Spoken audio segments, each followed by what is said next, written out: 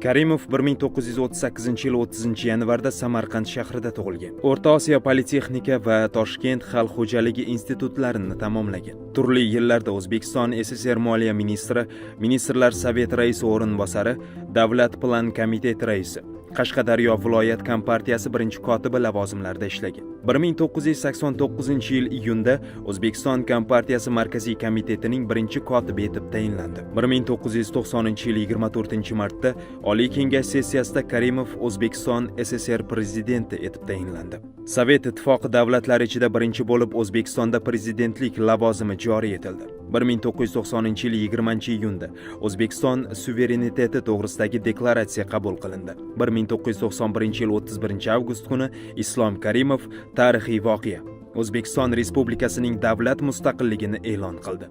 Men shu bugundan e'tiboran 1-sentyabrni Jumhuriyatimizda Mustaqillik kuni umumxalq bayrami deb e'lon qilishni taklif qilaman.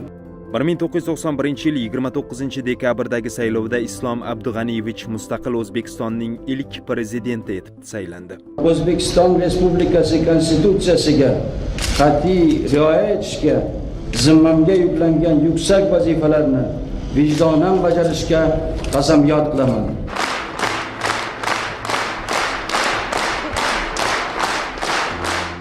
Karimov O'zbekistonni 25 yil davomida boshqardi. Shu davr mobaynida 4 marta davlat rahbari etib saylandi. 2 marotaba umumxalq referendumi orqali prezidentlik vakolati muddati uzaytirildi. Islom Abdug'aniyevich 2016-yil 2-sentyabrda 78 yoshida oqibatida vafot etdi.